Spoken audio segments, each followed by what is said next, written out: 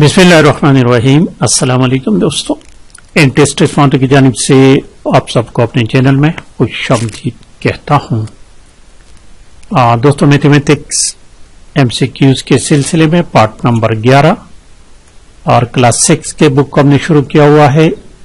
आज unit number 8 को solve कर लेते हैं। यूनिट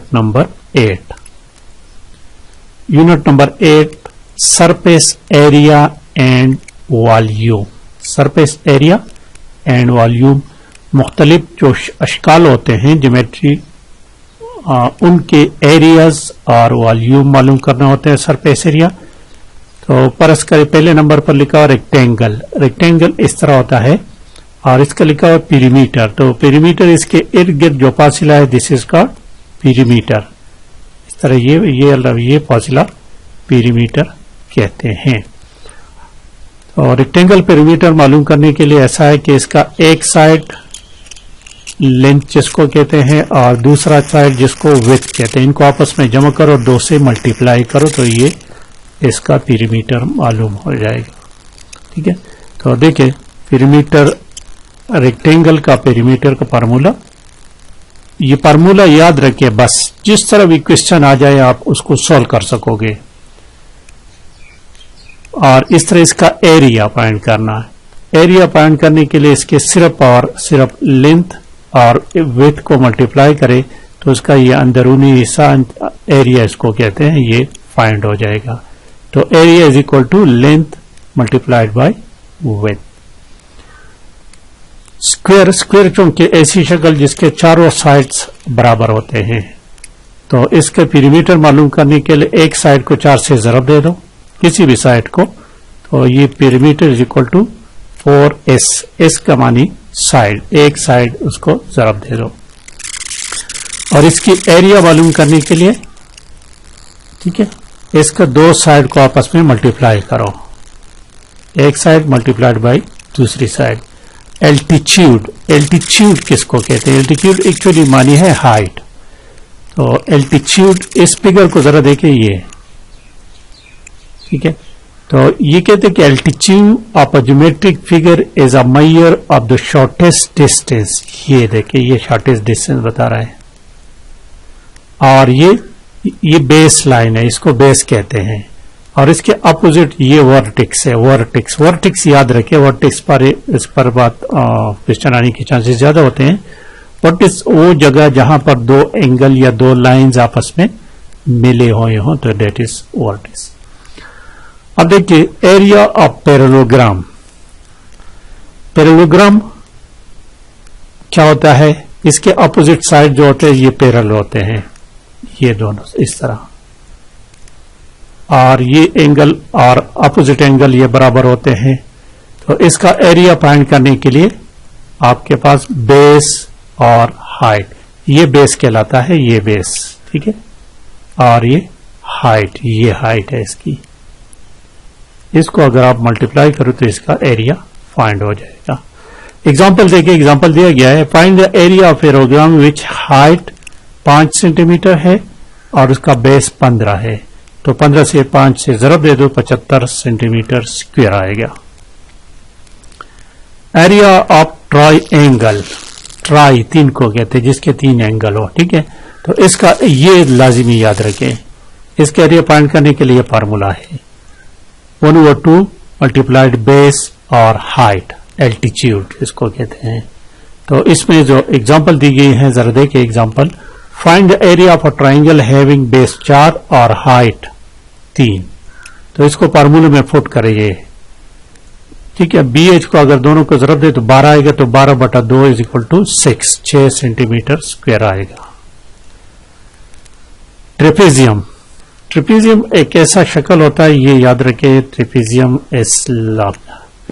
ये एक ऐसी शक्ल है ट्रेपेजियम जिसके 2 साइड्स जो होते हैं वो पैरेलल होते हैं और 2 साइड नॉन पैरेलल होते हैं।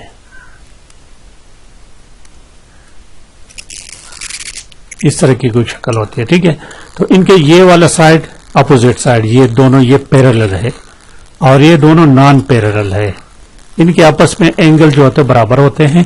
इन दो पैरेलल लाइन ये जो होते हैं इसको बेसिस कहते हैं, और नॉन पैरेलल जो होते हैं इसको लेग्स कहते हैं। ये याद रखें, इनको लेग्स कहते हैं। तो इनका एरिया, फिर एरिया मालूम करने का तरीका क्या है, तो इसका एरिया के लिए फार्मूला जो दिया गया है ये देखिए, 1/2 सम ऑफ बेसिस, बेसिस मैंने आपको बताया जो पैरेलल लाइंस होते हैं, ठीक है, और मल्टीप्लाइड बाय एल्टीट्यूड। एल्टीट्यूड क्या होता है, the shortest distance of base to its vertex, opposite vertex, तो उसको जरूर दे दो। तो इसका एग्जांपल दिया गया, एग्जांपल को देखें। Length of base of trapezium, ये लेंथ है उसकी जो, ठीक है। If the area of trapezium is 39, उसकी एरिया 39 हो तो क्या करते हैं, अल्टीट्यूड मालूम करें, हाइट मालूम करें। तो ये फार्मूला है, इस फार्मूले में वैल्यू पुट करें, एरिया 39 है, 1/2 और दोनों का सम क्या है, 4 जमा 9, अच्छा 9 जमा 4, 4 जमा, ठीक है, 2 भी है, तो ये हो जाएगा 13, 13/2 ज़रबी ये मालूम करना है। तो इससे आगे ये 13/2 एल्टीट्यूड इज इक्वल टू 39, तो इसको अपने उल्टा कर देना है, ये इस तरह आ जाएगा। तो ये इसका आंसर आएगा।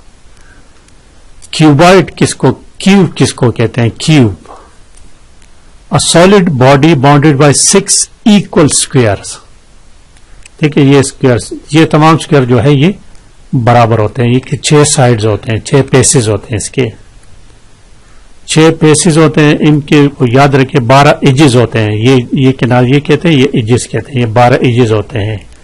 और इनके वर्टेक्स जो होते हैं ना, वर्टेक्स ये कोने, ये 8 होते हैं, ये लाजिमी याद रखें, ये चीजें पेपर में आते हैं, ठीक है।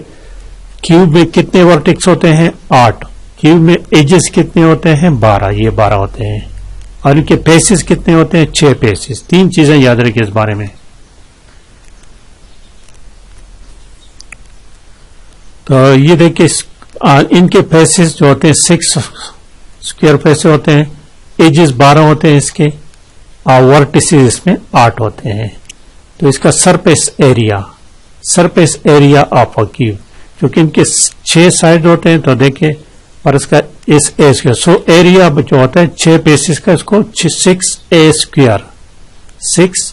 स्क्वायर सेंटीमीटर, ये याद रखें। अब इनका वॉल्यूम जो होगा, लेंथ, ब्रेथ और हाइट, ये क्यूब में आएगा, लेंथ, विड्थ और हाइट। तो इनके चूंकि 3 डायमेंशन होते हैं तो क्यूब आएगा इसका।